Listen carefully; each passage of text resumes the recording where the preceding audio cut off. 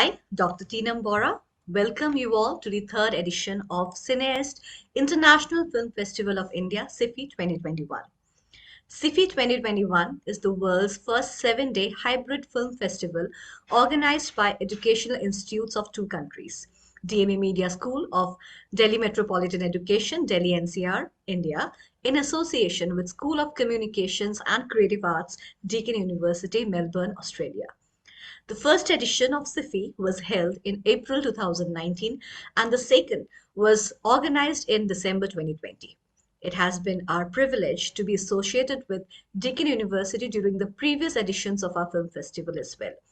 This time, with the theme of Cinematic Rejuvenation, #Cinema 2021, CIFFI is being organized in a hybrid mode to serve as a beneficial platform for beholding the new methods of viewing and studying cinema during the challenging times of the pandemic.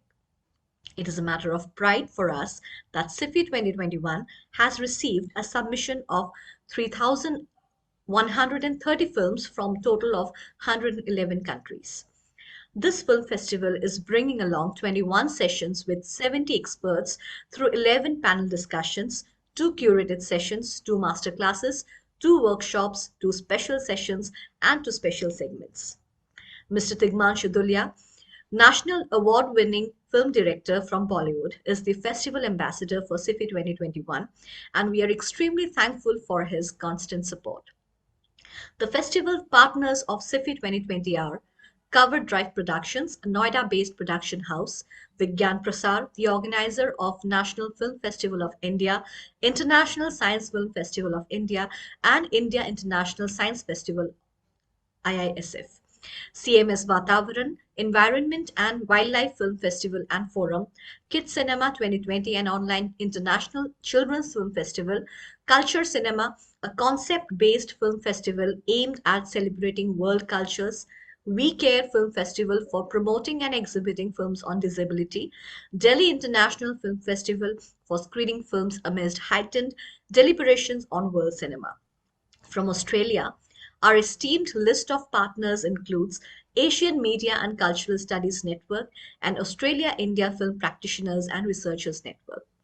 Our institutional partners are Global Media Education Council, GMEC, an international platform of media educators and researchers; Indian Documentary Producers Association and Association of Documentary Filmmakers; Indian Academy of Shorts, an institution for imparting craftsmanship of filmmaking through small capsules; and New Delhi Film Foundation. Our media partners are APN News, a fast-paced current affairs web channel; Hindi Gaurav, one of the oldest Hindi newspapers in Australia; and the Policy Times, an international platform for unfolding policy and governance issues. I would like to inform everyone that CIFFI 2021 is powered by Spark, the Student Council of DME Media School.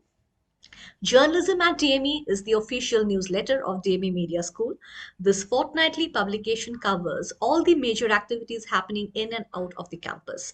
It is a student-centric newsletter carried out entirely by them under the supervision of faculty members. DME TV is the official YouTube channel of DME where you can find the playlist related to all sessions, lecture series, film festival, and conferences. It gives me immense pleasure to announce that for various sessions, we have gone live on our official Facebook page of DME. For more information, follow us on our social media handles. Links are being given in the chat box. Today, we have screened 82 films. You can watch them all on our website, ciffi.dme.ac.in. Now, I request Professor Dr. Ambrish Saxena, Festival Director and Dean, DME Media School, to kindly give the opening remarks. Thank you, Tina. The third edition of CIFFI, now 6th day is to finish very shortly, and the last and the most remarkable activity of the day, which is happening now, is the workshop which is being taken by Mr. Aditya Seth. Mr. Aditya Seth has been very closely associated with DME in all our activities, and particularly we talk about CIFFI. He has been there right from the first edition. So this is a workshop which is of a different kind, wherein the female perspective is to be told as to how this perspective has to be taken into account while a film is being made, particularly by the budding filmmakers. And tomorrow there will be the last day of the festival, and we will have valedictory in the afternoon. Two more sessions to go tomorrow morning. But this session, I believe, since this session is particularly focused on these young students, the young and budding filmmakers. And Aditya Sethji has an expertise in training the young people. So that is how we requested him, and he accepted this request to be here this evening with us. And we are looking forward to having some interactive and fruitful session this evening. Thank you. Thank you. Thank you, sir. As already introduced by Saxena sir, this session is a workshop on understanding the female perspective for budding filmmakers. The resource person for the session is Mr. Aditya Seth. Let me take a moment to formally introduce his profile. Mr. Seth is an award-winning independent short and documentary filmmaker with a knowledge in theater and music, and has been involved in the making of short films, documentaries, and TV programs in all genres for national as well as international audiences. He is also academic consultant for the University of South Wales in Cardiff, Wales, UK, and the founder of the Indian Academy of Shorts. Mr. Aditya is a founder member of Vikalp Films for Freedom and was the treasurer of the Indian Documentary Producers Association from 2004 to 2008. His critically acclaimed documentaries include Bahadur, The Accidental Brave, a documentary on Nepalese labor migration to Mumbai and HIV, Youth and Future, The Indian Spectrum, Ek, Ek Paristhiti, Child Labor Problem in India for Doordarshan, Learning to Live, a documentary on life skills education for UNICEF, Paritap, the first ever 30-minute documentary on the sexual abuse of children in India for the Department of Women and Child Development, Government of India. Welcome, Mr. Aditya Seth. We are looking forward for an engaging and enlightening session. The floor is all yours. Over to you, sir. Thank you so much. I hope it is engaging. Uh, uh, Thank you so much for that wonderful introduction. I need to update that introduction because it's kind of dated. Many things have happened since. I really need to work on my website. I'm very lazy, but I need to. I'm currently the president. I used to be the treasurer of IDPA in 2008. I'm currently the president of IDPA. I don't think I've updated that either. I think I should do that. So, okay. Anyway, so thank you so much, Professor Saxena. Thank you, ma'am. The purpose of what I'm trying to do today isn't necessarily trying to. Some people may think it's about feminism or it's about about women empowerment. No, it's not. It's about neither. It's about trying to understand the perspective from which we have been depicting female characters on film, and where patriarchy comes into the whole thing, right? When we go into conventional hero-heroine setup storylines, like the most conventional hero-heroine setup storyline, as far as we are concerned in India, though it may be an epic, is the Ramayana. The Ramayana again is primarily a love story, right? The Ramayana again is primarily a triangle at some level. I mean, I may sound blasphemous when I say that because we're after all talking about a god and we're talking about, Maryada Purushottam. But unfortunately or fortunately, most of our stories are based on the Ramayana or on the Mahabharata. Whether we like it or not, these are our ethos. This is our culture. This is where it all comes from.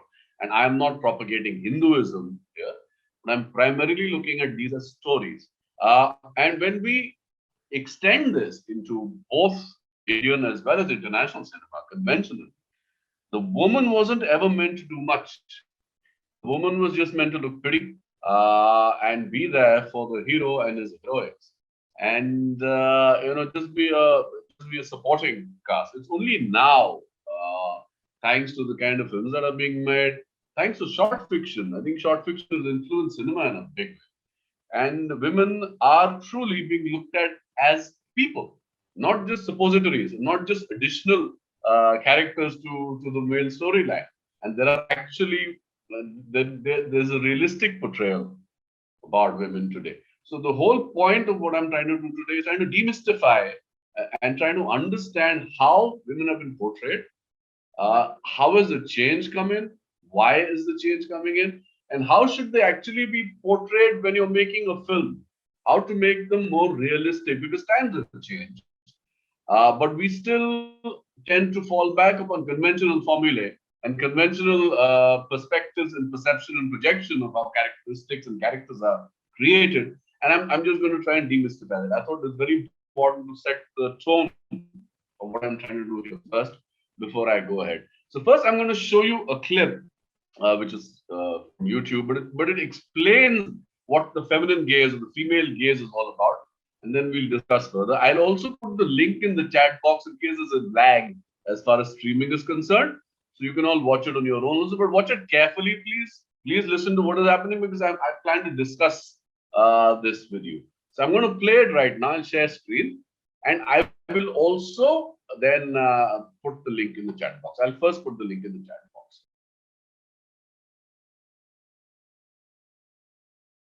So the point here is not male gaze versus female gaze. That's the way this clip was structured. That's not where I'm going at all, right? I'm just trying to make you understand whether you're a male or a female, when you're writing a script, you're writing a film, when you're creating a female character, you have to be very, very conscious of how influenced you are from patriarchal construction of characters and storylines. We are living in a patriarchal society, whether we like it or not, unfortunately, right? Well, I truly believe that it is a woman's world. We men are purely incidental. But unfortunately, the perspective isn't that. The majority perspective is that it's all about men and the women are incidental. And that has been followed by cinema for eons, for centuries. Now, it doesn't matter whether you've seen any of these films or not, as long as you understood what I'm trying to say here. The point I'm trying to make really is that you have to look at the woman from the woman's perspective and the man from the man's perspective and not interchange the perspective. The moment you interchange the perspective, then you get into erroneous characterization, which is unrealistic. Whether you're making a fantasy or a sci-fi or a highly dramatic film or a simple comedy, your characters, the more realistic they are, the more relatable they will be. The more you would want to watch those stories, the more appealing those characters become. Therefore, the appeal of your film would be that much more. And if you're in the box office, you're definitely going to get a lot more hits, a lot more money. So keep it realistic. I'll just quote from a gentleman who basically started this whole thing, a person called John Berger. If you have not read his book or seen the episodes, please go to YouTube and see Ways of Seeing.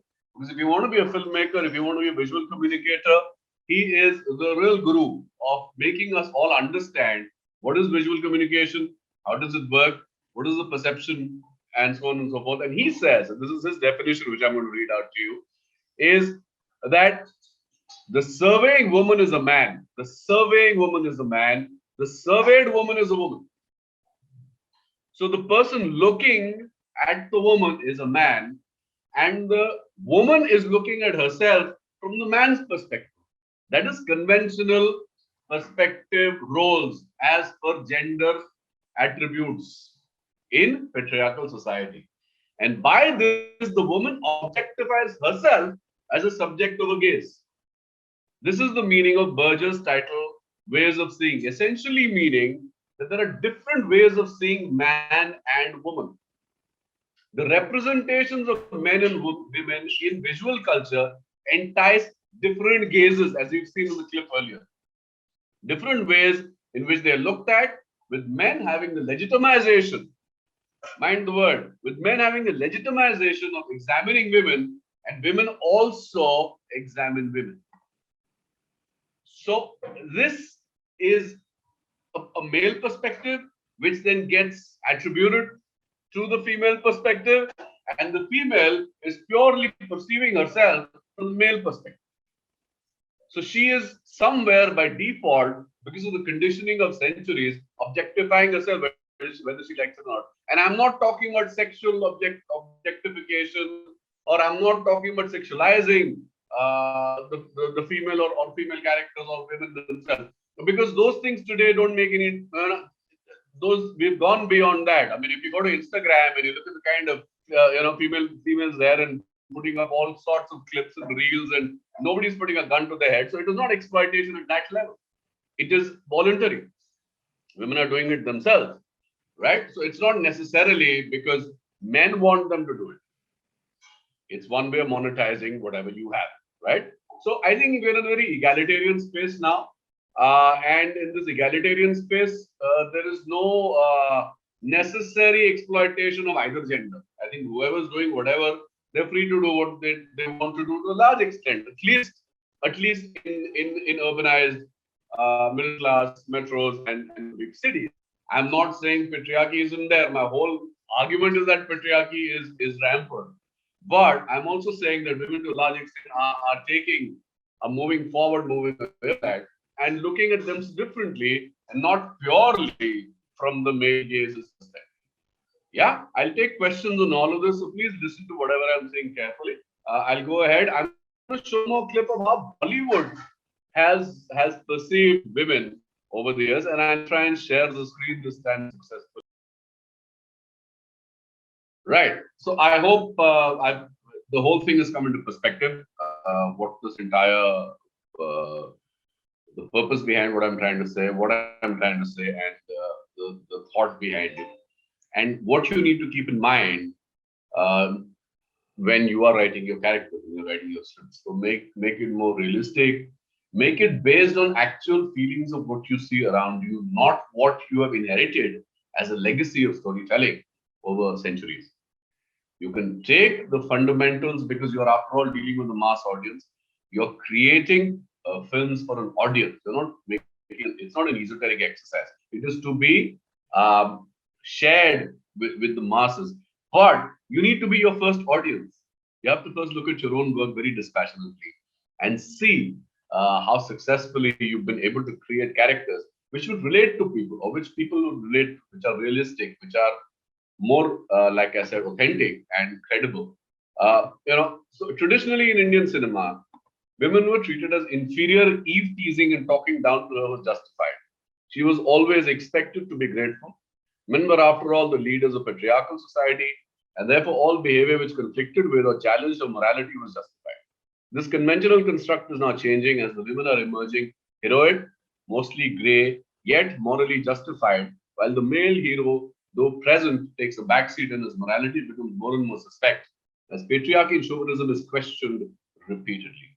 We have perpetuated the mother image in the depiction of women in our cinema since time immemorial. If she has to be accepted as a heroine, she has to have all the makings of a morally upright, strong character who is willing to sacrifice all for her love, family, etc., and her family's honor.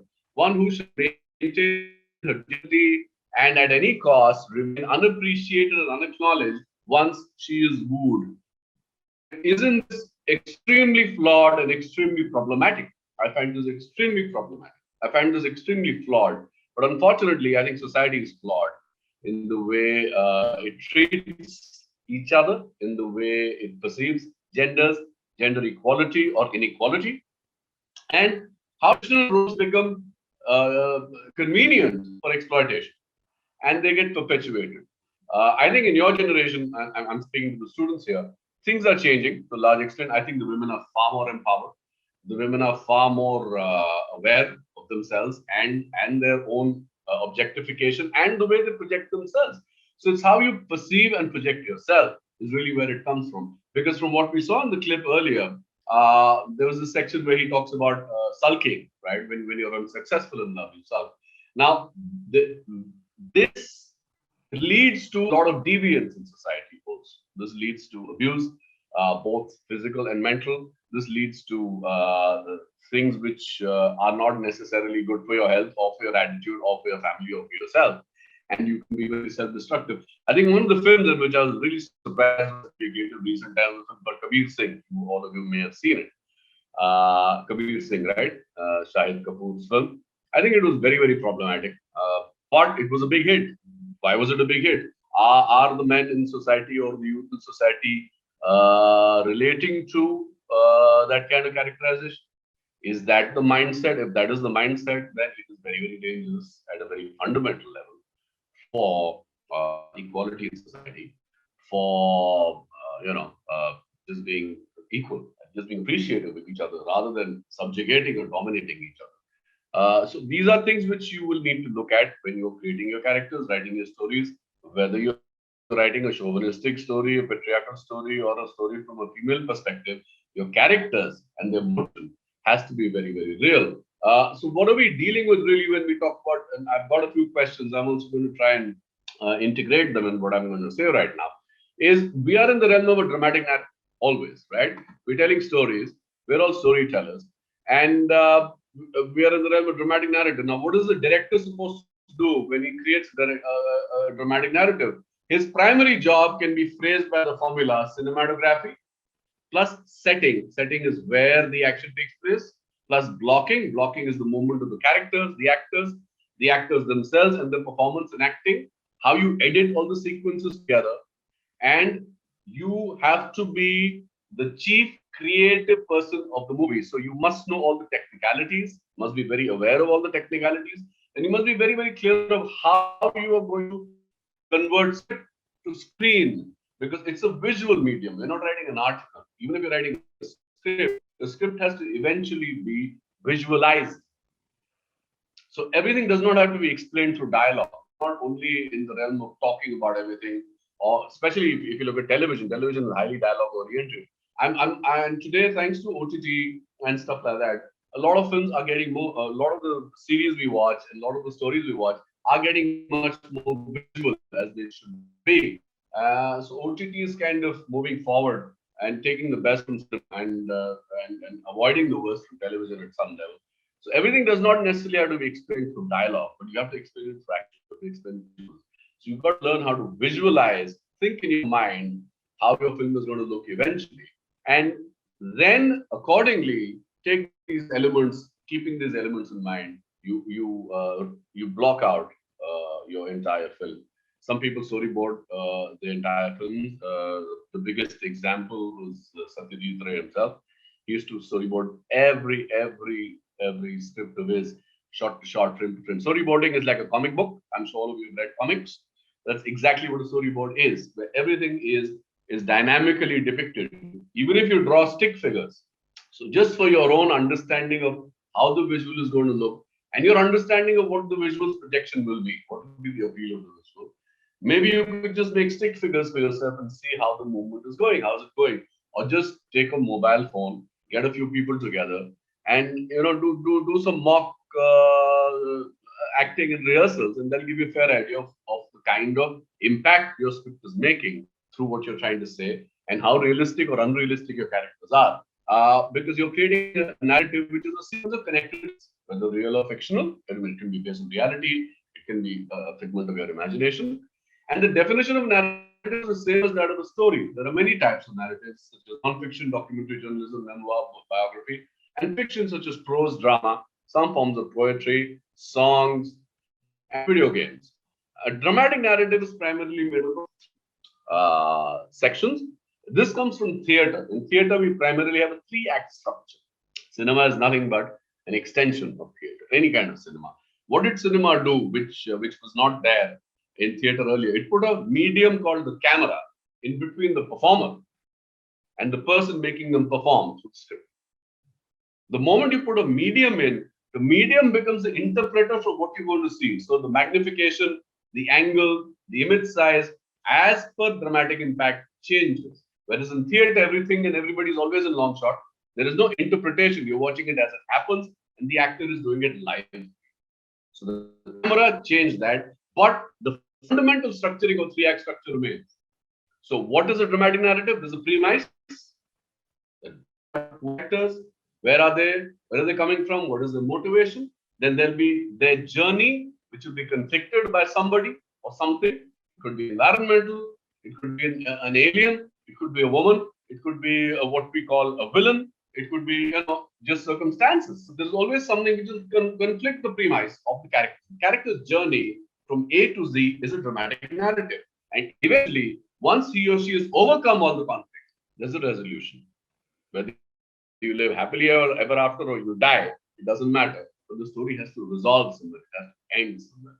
So the premise, conflict, resolution, three-act structure, right? So that's how you create a story. It doesn't necessarily mean that you have to go linearly from A to Z. You can start at D and go to A and go back to Y and X, Y, Z and whatever you want. But your story should make sense from wherever you're looking at it, wherever you're picking it up, and always backward integrate the story. Always turn it around on its head. Take a bottle, like you turn a bottle around on its head, turn your story around on its head, and see whether it's backward integrating from the end to the beginning. And then see how realistic your characters are. You must know your characters well. You must know the backstories well. You must make sure that the journey is acceptable. When I say acceptable, I mean cinematically acceptable for me. It must make sense. It must be logical, right? So these are the fundamentals that a director has to keep in mind, whether you're writing yourself or you're getting somebody to write for you. But the fundamental writing must be done by a director himself or herself to be able to understand the motivation of your own character, to be able to understand where the character is going, how they're going, what is happening. And all dramatic conflicts finally grapple with morality and values since time immemorial, right? We're always grappling with morality, my morality versus yours, my morality with yours, morality of society en masse. What are the values that the society has been trying to inculcate in us? What are the values we're trying to inculcate in others? And the only difference now is that the lines between moral and immoral are heavily diffused. And no protagonist can necessarily take a moral high ground against an antagonist who is now evolved into an anti-hero. Why? Because none of us are black or white anymore. We're all in shades of gray, different shades of gray. Nobody is perfect. Nobody is morally upright. Everybody has their own, pros and cons, has their own deviances, has their own issues, has their own perception of life. So therefore, the characters also have to reflect the grays. The characters cannot be unrealistically black or unrealistically white, which is why the layers of characterization are very important when you're creating your characters, writing your characters, or even watching, even as an audience. There are many times we feel that something is missing here. What is missing most of the time is the plausibility of the characterization and the way the dramatic narrative unfolds, right? Therefore, the writing of contemporary dramatic narrative necessitates hurting one's sensibilities, accepting the antithesis as an equal in the dynamic, an antithesis of the villain or the antagonist or the situation, if it's against the protagonist's movement, cannot be disregarded, cannot be nullified, cannot be put aside because it is very real, right? We're all the time facing some conflict or the other in life. So the conflict, whoever is causing the conflict becomes as important or should be given as much importance in the narrative as the person against whom the situation is working. So we need to relook at happy endings. We need to create more plausible, believable, and credible stories, right? I think some of the stories in recent times which I thought were fairly believable, credible, and where the female protagonist seems to be coming into her own. Part was one film which I quite like. Gunjan, Sir, Sherni. I think these are some of the films which have realistically portrayed women in today's world, and which is dealt very well with both morality as well as values and what women stand for. So somewhere, yes, by I wouldn't say default, I'd say more by design, as more women get educated and empowered, these stories are empowering. They're definitely empowering for women. Although there is still a lot of deviance, there is still other issues. I'd like you to see one more film before I go ahead. I'll share the link in chat. This is a short fiction film called Devi. I don't know if you've seen it. Well, all of you may not have seen it, so it's important for you to see this. Once you've seen this, then we'll continue with the discussion. Please keep the questions coming because I'll definitely give all of you at least 15 minutes to deal with the questions. Yeah, let's just watch this film. This is an interesting film. I quite liked this film, and this kind of substantiates what I'm talking about. So yeah, thank you. Yeah, it is definitely a disturbing film, but this is real. This is reality. Unfortunately, in our society, rape is rampant, and the result of rape is what you saw through the film. And yes, some of it may seem over the top and highly exaggerated, but I think these are very real stories. These are very real characters. If you look at the characterization and the layering of characterization, then this is precisely what I'm talking about. It's very realistic, very disturbing at a very fundamental level. But again, it's all about the male and the female gaze and how it is interpreted through these characters and how they come together to talk about a very relevant deviance in society, which is rampant in this country, and how they depict this phenomenon in a very very gut wrenching, if I may say so, manner, and which does give you food for thought, which does make, I'm sure it's disturbed a lot of you, as it did disturb me the first time I saw it, and it does make you think that as a society, where are we going? And again, this is primarily because of patriarchal constructs. No woman asks to be raped. This is primarily a patriarchal need to control more than anything else. So again, the reason I showed you this film was, yes, to make you understand that if things go wrong, if things get very deviant, then it can lead to such horrible things which happen. Also, to make you realize how to create realistic characters. And the moment I say creating realistic characters, it doesn't mean the film has to be a tragedy, the film has to be sad. Or the film can be a comedy, the film can be funny, the film can be yet very real. Yet the characterization can be plausible, can be authentic, can be credible. So I think this film kind of resonated with me at a very fundamental level. Plus, it does, tick all the boxes of what I've been talking about. Okay. So the reason I'm showing you, I want to show you this film, is I believe that a lot of the character empowerment of female characters in Indian cinema has come from short fiction, because short fiction allows you to say a lot more in a much shorter period of time with no exigencies of marketability or necessarily the box office. So the short fiction allows you to create stories which are far more plausible, far more realistic, because you got to say a lot in a shorter period of time. There has to be a twist in the tail. You enter late and leave early, so you don't necessarily explain everything like in a feature film. So you don't go A for apple. Oh, that's so and so. That's so and so. Underlining every relationship or every situation. You come into the middle of the action. You pick it up. There's a twist in the tail, and before you know it, the audience is slapped in the face. And that's really how all short fiction is structured. And I think short fiction a few years ago has taken the lead in creating very very real female characters and in creating some tremendously interesting narratives. I'm going to show you a film called Juice. This is starring Shefali Shetty. It's again a very patriarchal setup, but where this woman or the set of women who are dominated, who are subjugated, who are housewives, finally, this Shefali Shetty's character kind of speaks for all of them and empowers herself and shows that she is empowered despite being so subjugated. So juice for everybody, ladies and gentlemen. Yeah.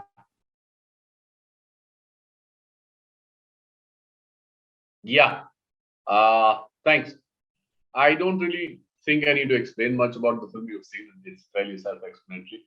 Now I'm just open to questions. I think that's the best way to wind it up. We're also running out of time. So let's go with the questions, ma'am. Yes, sir. Sir, there are quite a few questions from students. Yes, I'd like to address them. Before that, I have a couple of questions myself. Please. So, you're talking about the, female sexuality, the representation of female sexuality. No, not only sexuality. Sexuality is only one part of it. Yeah. Yes. But when it comes to this, where can a filmmaker draw the line between the male gaze and a woman's freedom of expression? You don't have to draw a line. You just have to accommodate both points of view. The line will get drawn itself as per the need of the dramatic narrative. Now remember, a character is never bigger than the narrative, but the narrative is the character. Okay. There's always a protagonist, a central protagonist who determines the journey of the narrative. Without a protagonist, there's nothing. There has to be one central primary protagonist, whether male or female or machine or environment or alien, whatever, XYZ, or an animal for that matter, right? So Yes. that character will determine the narrative and therefore determine the perspectives as per the conflict and the intended resolution of the story. Yeah. Okay. So because there's also this role played by the censorship bodies when it comes to the depiction of female sexuality and how female are to be represented.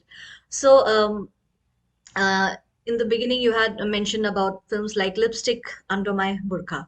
So and this film was also, you know, subjected to a lot of censorship. Because men felt threatened. Yes. The moment in a conventional setup, a woman starts talking about or flaunting a sexuality, men feel threatened. Yeah, Yes. that's the problem. Yeah.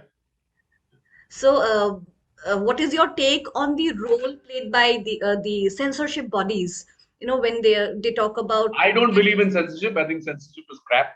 There should not be any censorship. I think there should be only and only classification and encryption. If it's on the web, encrypted in such a way that without an age verification, you cannot watch the film or the series or whatever, right? I think we're all free to choose what we want to watch or what we don't want to watch. Nobody can put a gun to my head and say, watch this or don't watch this or whatever the bloody hell. I don't believe in that. So I don't believe in censorship. I think censorship is rubbish. Yeah, unless the film is truly depicting things which are going to disturb and unnecessarily influence people, which is very rare. I don't think a film brings about any such revolutionary change in anybody's mind. All the film can really do is sensitize you and give you food for thought. Whether you want to act on it or not is entirely up to you. Whether you even remember to act on it or not is entirely up to you. But I have never seen a film changing somebody's perspective on life. At least I've not seen. I've been watching films since I was a child, and I've watched a lot of films, right? So I don't think there's anything that yes, there are subliminal influences because you learn new things, or you learn new perspectives, or you engage with interesting characters and storylines. So surely you get sensitized or desensitized accordingly. But I don't think that's really a danger as long as it's age appropriate. Yes, of course. There's again a very thin line between what is age appropriate and what's not age appropriate these days.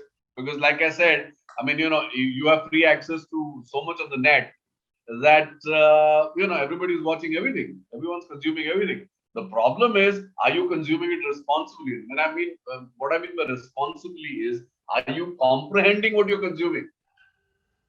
How are you responding to it? How are you reacting to it? Is it necessarily making sense to you? Or you're only doing it, if you're a child, you're only doing it because the adults are doing it. So yeah, I am against children watching porn, for instance, because they don't understand the ramifications of porn. I have no issues with people being comfortable with sexuality. That's absolutely fine. But for a 12 or a 13 or a 14-year-old to be watching porn is definitely not advisable. It's definitely not advisable, right? Now, I may sound like an old man when I'm saying that, but I am an old man. But I think it's primarily because there is no real understanding of what you're watching, and you could end up doing things you shouldn't be doing, which could be harmful to you. Forget anybody else, and your entire perception will change. So I think age appropriate is what you need. You need classification, and that's it. No censorship. I don't believe in censorship. Yeah.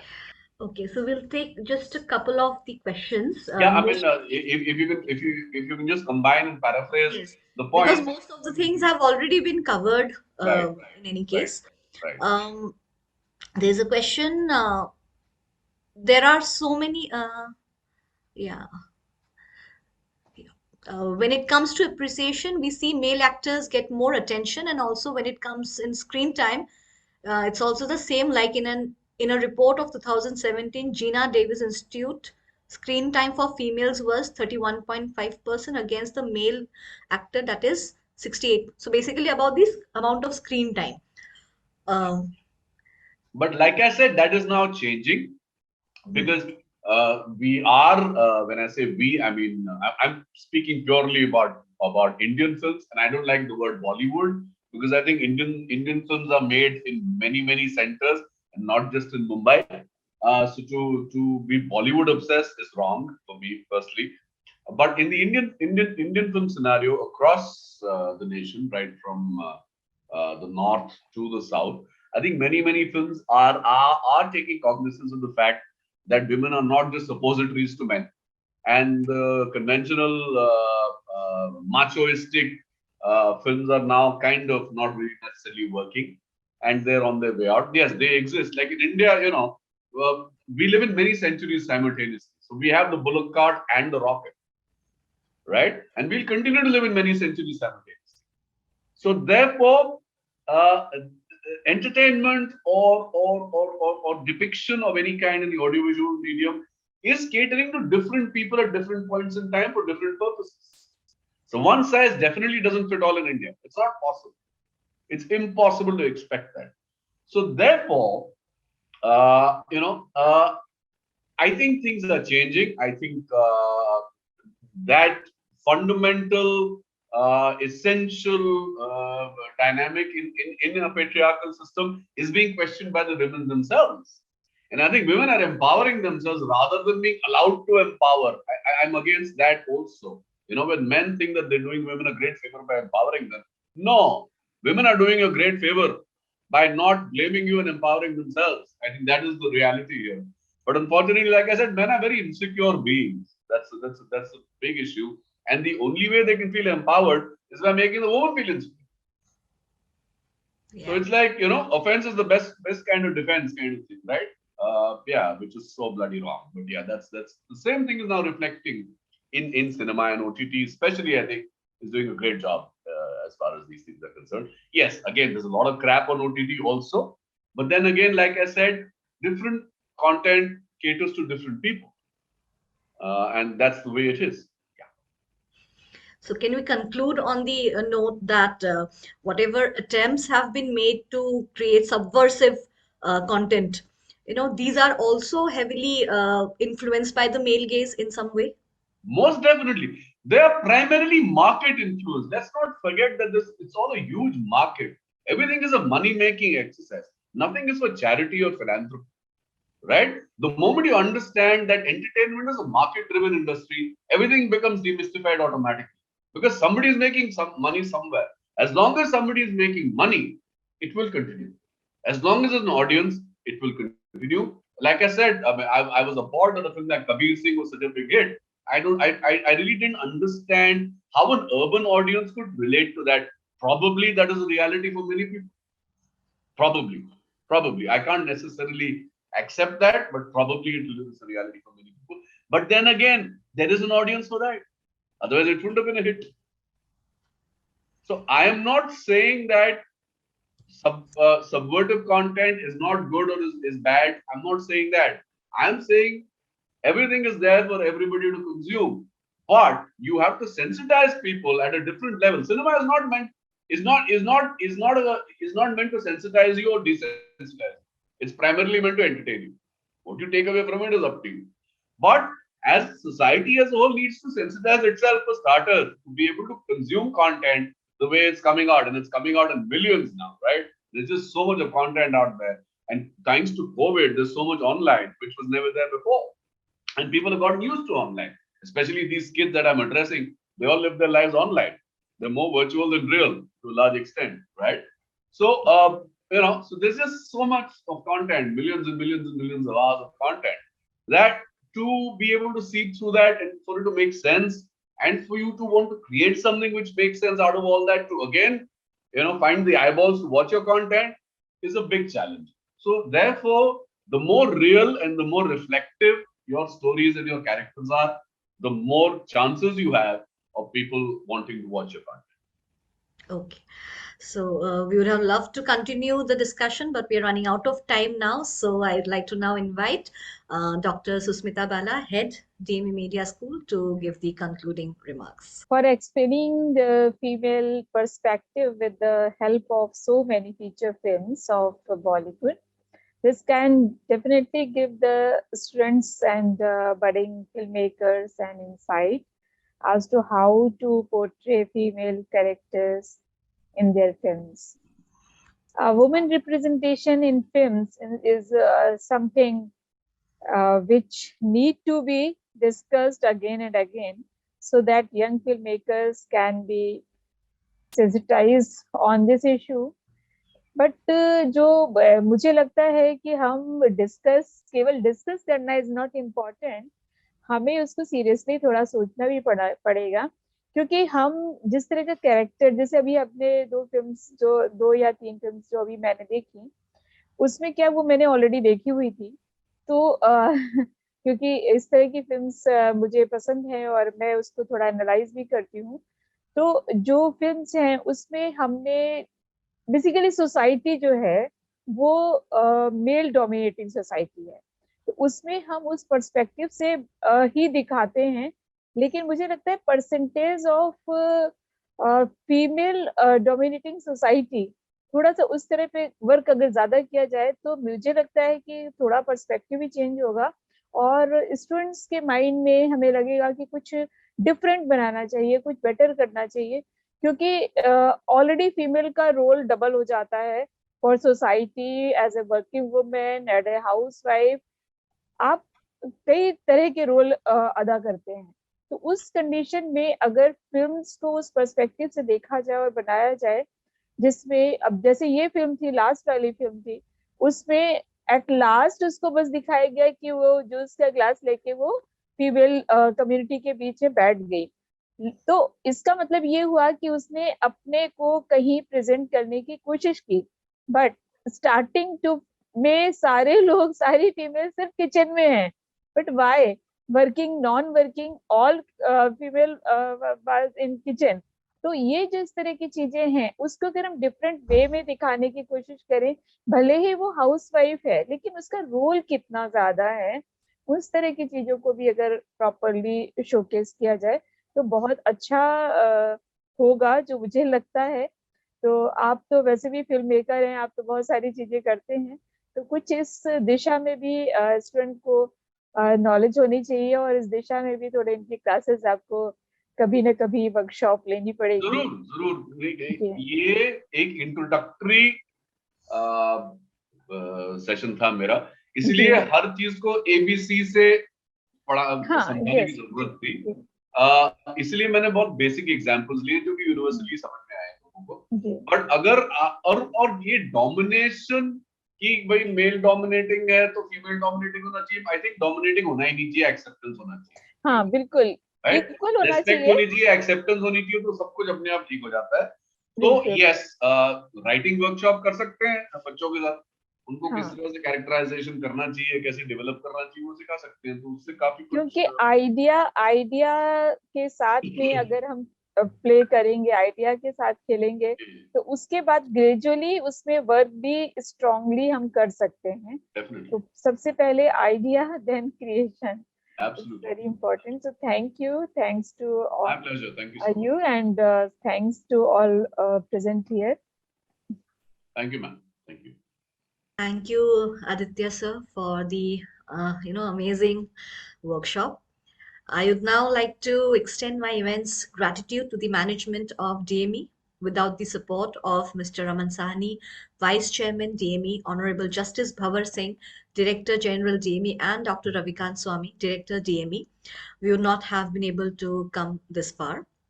I also thank them for giving us this wonderful opportunity and the resources to execute the same. I am thankful to Dr. Ambrish Saxena, Dean, DME Media School, Festival Director, CIFFI, and Dr. Vikrant Kishore, Festival Director, Dr. Susmita Bala, Head, DME Media School, and Festival Associate Director for their constant guidance and encouragement at every step. I thank our partners for collaborating with us in our efforts. My gratitude also goes to the student body of DME Media School SPARK, that is students with positive attitude and resonating communication. I want to thank our jury members, Mr. Nimish Kapoor, Mr. Murtaza Ali, Ms. Supriya Suri, and Mr. Pankaj Rakesh for patiently and fairly watching all the movies and for giving their precious time and feedback. A special note of thanks to the faculty at DME Media School, Ms. Manmeet Kaur, Ms. Shruti VS, Ms. Mudita Raj, Dr. Manasvi Maheshwari, Ms. Sukriti Arora for their efforts and constant support and cooperation. I thank Dr. Krishna Pandey, Mr. Pramod Pandey, and Mr. Mohammad Kamal for the media coverage, Mr. Sachin Nair, Mr. Sumantra Das, Mr. Yogesh Sharma, and Mr. Vishal Sahai for managing the technical production and digital operations, Mr. Anmol Mehta for designing, and Mr. Abhishek Yadav for IT support. I'd also like to thank the student team of CIFFI who worked tirelessly facing all the challenges and obstacles of the pandemic to make this festival happen. I must thank all our participants who have contributed their creative pieces for this festival. Lastly, thanks to our audience for joining the session. Tomorrow, being the last day of the festival, we shall begin the day's deliberations with a masterclass on the topic Shyam Benegal, the Master Storyteller at 9:30 a.m. The expert for the session will be Dr. Vivek Sachdeva, Professor of English, University School of Humanities and Social Sciences, Guru Gobind Singh, Indraprastha University, New Delhi. This will be followed by a panel discussion on the topic Creating and Performing Bollywood Music and Dance in Australia, moderated by Kamini Sabarwal from 12 p.m.